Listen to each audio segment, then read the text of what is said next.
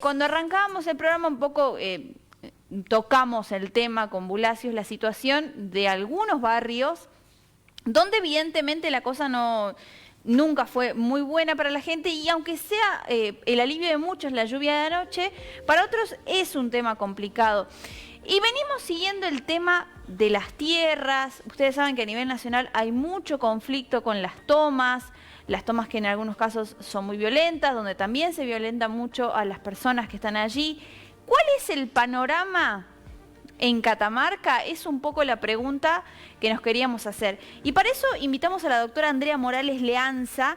Ella es especialista justamente en conflictos territoriales y acceso a la tierra y además estás representando a comunidades indígenas en la Puna. ¿Es así, sí, Andrea? ¿Cómo sí, estás? Hola Luz, gracias. Qué lindo que puedas venir. Y, bueno, y gracias por invitarme, me encanta. La verdad que es un tema, viste, que despliega un montón de cosas y se ve que también muchas cosas en la sociedad, ¿no? También es como que la gente se enerva o se posiciona muy rápido en esas situaciones. Ahí estamos viendo imágenes de lo que está pasando en Buenos Aires.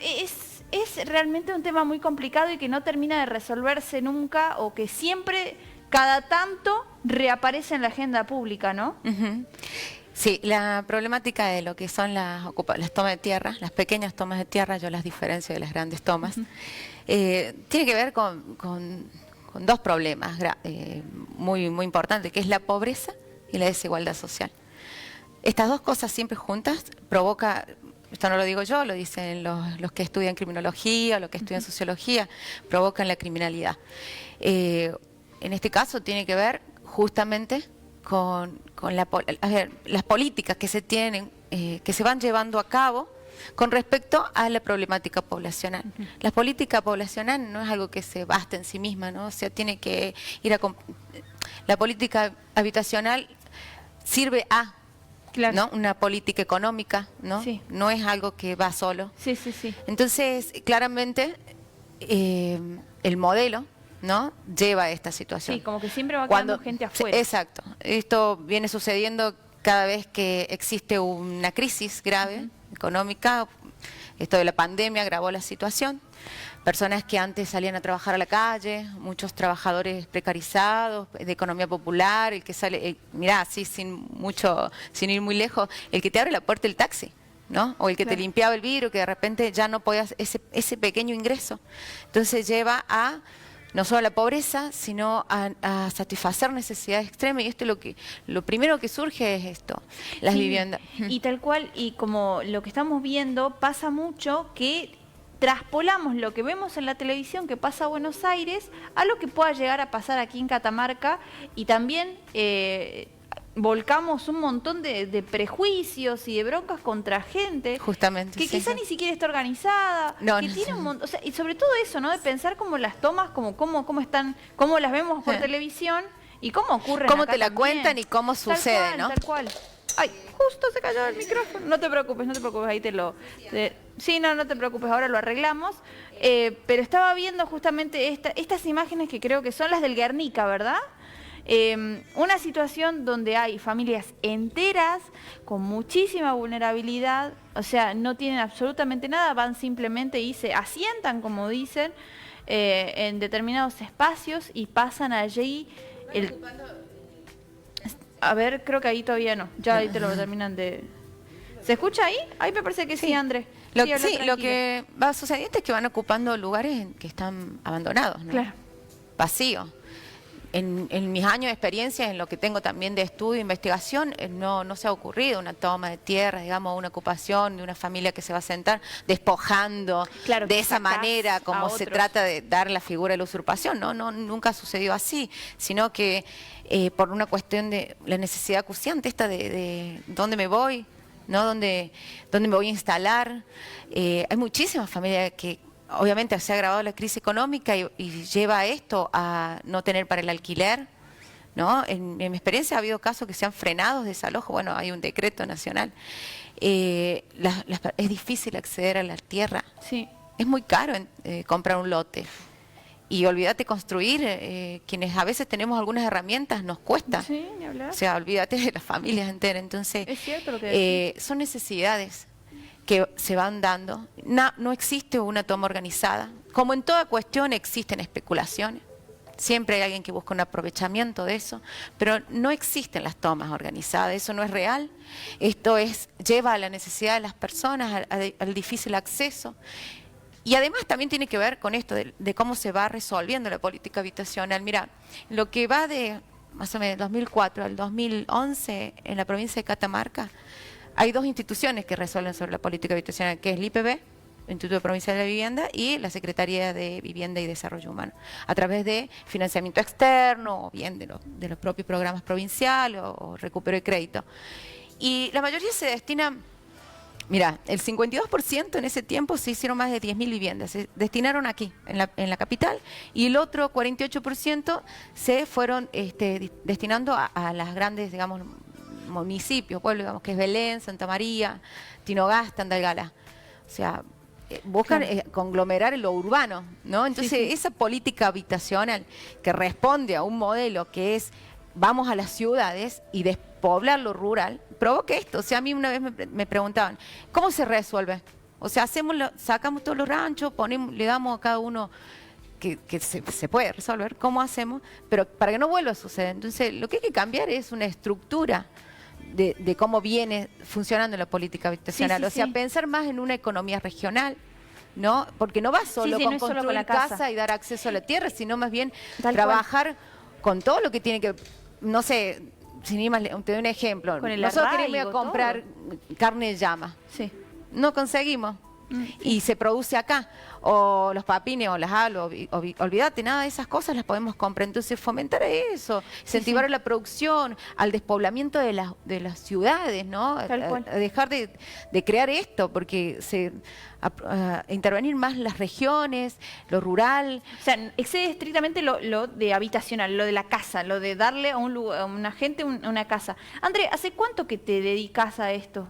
También digo para que sepamos dónde... Desde antes de recibirme, ¿no?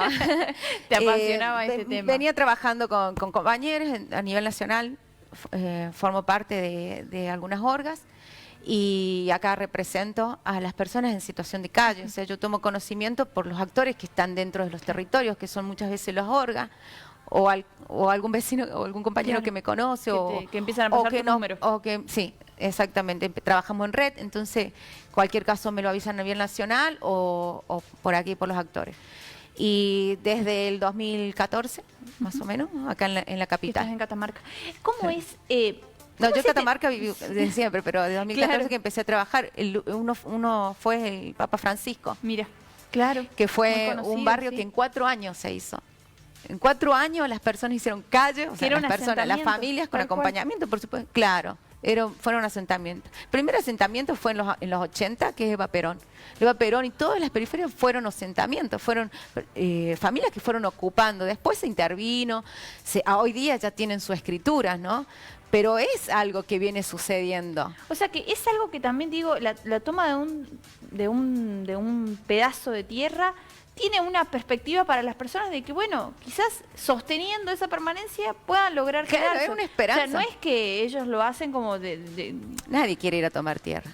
Es terrible lo que se vive. Nadie quiere vivir en ranchos de nylon, nadie. Eso es mentira. Una vez también me decía... me decía la gente, porque muchos toman partido, ¿no? Entonces lo ven como si fuera... No hay que criminalizar.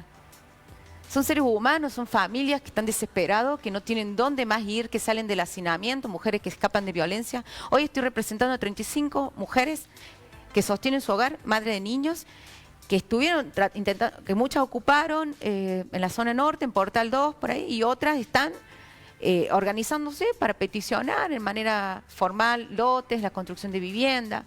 Se está formando una cooperativa de mujeres para la propia construcción de casa. Qué copado eso sí, ya están trabajando, compañeras ya han hecho. Sí, sí, muy lindo. Presentámela. O sea, sí. Muy la mayoría son mujeres con las que trabajo. Mujeres obreras, albañilas. Sí, sí. Y con bioconstrucción. Sí, y hay cuestiones que, bueno, que te está diciendo, nadie quiere vivir de esa manera. Y a veces se produce la policía, esto es una cuestión de seguridad, por también a veces sobrepasados y el desconocimiento también de cómo vienen siendo a veces las situaciones, actúan de una manera desconociendo a veces también que ahí viven niños.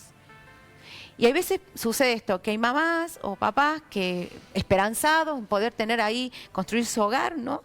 Y llevar su familia, sacarlos de donde están, que muchos están muy mal. Algunos me decían, ahí no vive gente. O, ¿por qué? ¿Cuántos años tienen? 18. Pero si yo recién a mi casa pude adquirir a los 40. Entonces yo le digo, es muy probable que vos a los 40 no tenías a tu papá detenido, tu mamá trabajando noche y día, viviendo hacinados, en violencia. O sea, hay que conocer realmente. Es mentira que lo hacen porque es una comodidad, porque están esperando que se lo den. Todos quieren, la mayoría de las personas, el 98% han dicho, queremos pagar nuestra tierra, pero algo que podamos hacerlo. No una locura, sale $1 millón un terreno. Sí. ¿Me entiende? Entonces, tiene que ver con una política que realmente hay que transformarlo hacia un análisis profundo. ¿A qué responde? ¿Cómo venimos solucionándolo? Y cómo, si queremos un cambio real, ¿cómo hay que trabajarlo? No va a haber un progreso si no hay una política habitacional que responda a un desarrollo regional, a un desarrollo sostenible, a una soberanía alimentaria. Hoy no podemos volver a la prepandemia. Si nosotros volvemos a la prepandemia, fracasamos. Nosotros tenemos que ir más adelante. Tenemos que revertir esa situación. Y Catamarca, de todas las provincias, es una de las provincias que más baja tiene el tema de las personas en situación de calle. Muy, muy baja. Sí, muy poquitos. ¿Sí? Pero sí están en situación. Hay familias, muchas familias, hay 14 asentamientos en la provincia de Catamarca, más de 700 personas que viven sin acceso al agua, sin cloaca, sin luz, sin baños. Hay niños que no tienen baño, van al monte o en los espacios que tengan y viven bajo nylon. O sea, hay 700 familias que la mayoría son niños. Entonces podemos trabajar, porque viene trabajando fuerte ahora con un gobierno nacional que tiene más corazón, entonces bien, y con la provincia, el municipio, ¿sí? Vienen trabajando, pero si no hacemos un análisis profundo de cómo continuamos, se va a seguir, es una historia de repetirse. Y poner el ojo más empático en situaciones que son muy dramáticas. También lo decíamos más temprano, la situación que ayer atravesó Tucumán con el asesinato cruel de 2 niñas, mezclado en todo un contexto de extrema vulnerabilidad, que suma todo porque no lo puedes ver aislado. También genera un montón de cosas, ¿no? De ir pensando también cómo es la vida. Y por eso me gusta tu palabra, porque creo que lo estás hablando desde adentro, porque conversás con la gente, porque sabés de lo que estás hablando, lo que esa gente vive. Y también esto de separar lo que vemos en televisión, que es otro tipo de realidad, y lo que ocurre acá. Hay mucho de esto de si tenés un terreno, cerralo porque te van a ir a meter, ¿viste? Y no es así. Es re loco esa. Y no es así, la mayoría de los lugares que ocuparon son tierras que están abandonadas durante siempre. No pueden decir que desconozcan el titular que sea un latifundista, o son tierras fiscales, pero están abandonadas. No es que vienen, es lo que yo te decía, y te rompen una puerta y se meten en tu casa. Y después, y esto que nos encontramos frente al derecho privado de la propiedad y a un derecho humano, ¿no? Entonces entramos en un conflicto, algo que la justicia le excede y algo que el derecho argentino no le ha dado prioriza un derecho a la propiedad antes que un derecho humano, más allá de que exista una jerarquía, pero en la realidad sucede, los desalojos se dan. Y en muchos casos hubo una vez acá en Catamarca, si se recuerdan, cuando salía a hacer el desalojo, iba una abuelita en una camilla. ¿Ustedes se acuerdan en Valle Hermoso que fue un desalojo que se hizo hace 2, 3 años y filmaban a una abuelita? Entonces, a veces se exceden, a veces sucede, siempre hay errores y hay que trabajarlo, siempre sucede esto. Entonces, creo que esto de la política habitacional se resuelve, como te decía antes, haciendo un análisis profundo de cómo viene sucediendo. André, para ir cerrando, te quiero preguntar por 2 cosas. Recién hablabas, vos, digamos, estás asesorando a comunidades en La Puna. Quiero saber como que también cómo es ese otro mundo catamarqueño en el interior. Y por los asentamientos que hay todo en Ruta 4, también cuál es esa situación, si tenés conocimiento, si tenés algo para decir al respecto, porque también se habla mucho, ¿no? Esto, más allá, digo, lo que pasa en nivel ciudad, macro, y después el interior y los aledaños. Sí. No, bueno, creo que este último mes leía en el diario, más de 20 denuncias por usurpación en la capital. Entonces, se va dando. Hay un fenómeno, es claro, hay la crisis que da, como te decía, la desigualdad, la falta de trabajo, la falta de ingreso, la imposibilidad de poder, va dándose. Esto es un fenómeno, no es un fenómeno, problemática social que va sucediendo. Acá en Catamarca no es ajeno. Esto sucede a nivel mundial, nacional, y lo vemos. Sí. También hubo en Río Negro un desalojo con una mujer de 75 años que la acusaban de ser lideraba una agrupación mapuche. Entonces, es más de lo mismo. Y de las comunidades indígenas, de los pueblos originarios que vengo representando, también también lo pasan para sus tierras. Ellos viven en las comunidades, estas imágenes, perdón, estaba viendo algo de la Puna, me pareció, ¿sí? Sí. ¿O no? Bueno, ningún pueblo originario que preexisten son titulares de sus tierras. Esto es en Morterito. Algo que le debemos, el Estado se le debe. Vos sabés que nosotros tuvimos una reunión con los caciques y las cacicas de la Puna, lo que es Laguna Blanca, Corral Blanco, Carache, Aguascaliente, el Tolar, Las Cuevas, el Morterito, si me olvida alguna, Sí, La Angostura. Bueno, de todas estas comunidades tuvimos una reunión con Raúl Jalí y hablamos y planteamos esto del problema de que no tiene la titularidad las comunidades, claro. Y él realmente está comprometido. Lo que quedamos en esa reunión era trabajar profundo para pasar la titularidad de esas tierras a las comunidades indígenas. Es algo que quedó. Vino la pandemia, bueno, poco nos podemos comunicar, a veces allá también no tienen internet, es muy difícil. El interior, cuando hablamos de desigualdad, el interior no tiene internet, entonces si queremos evitar que vengan a las ciudades también hay que trabajar con conectividad, con la escuela, con tecnología, que llegue la salud, que llegue la tecnología, que llegue todo lo que la educación, que no se tengan que venir. Entonces hablamos más de una población pareja, ¿no? Y no un aglomeramiento en un lado. Y las comunidades indígenas han vivido, viven y siguen sosteniendo a ellos. Además soy parte del cuerpo interdisciplinario puneño de la UNCA. Mis compañeros vienen haciendo un trabajo de muchos años del estudio de lo que es de títulos de tierra, de cómo viene sucediendo y más allá de lo que nosotros podamos tener en documentación, está claro que ya preexistieron, claro, y siguen estando, ¿no? Y siguen teniendo sus propias costumbres. Y le debemos eso, la titulación de sus tierras, porque incluso los derechosos que reclaman esas tierras nunca han vivido ahí. Claro, son latifundistas, que lo quieren para negocios, pero son pueblos enteros. Laguna Blanca, un pueblo, tiene escuela, todo, y no están, y son comunidades con personería jurídica. O sea, la mayoría tienen personería jurídica reconocida por el Estado Nacional como comunidades indígenas. Para eso tienen que pasar por, digamos, por un examen de prueba, y lo tienen. Entonces, eso es algo pendiente. ¿Qué le pasa a las comunidades? Constantemente sufren digamos, el despojo de sus cosas, de sus bienes, de sus recursos, por parte de estos derechosos que se reclaman titulares de tierra. Pasa, bueno, me llevo estos animales o traigo mis animales a pastar en Las Vegas, que Las Vegas, en lo que es la Puna, es escaso, son para los animales de la zona.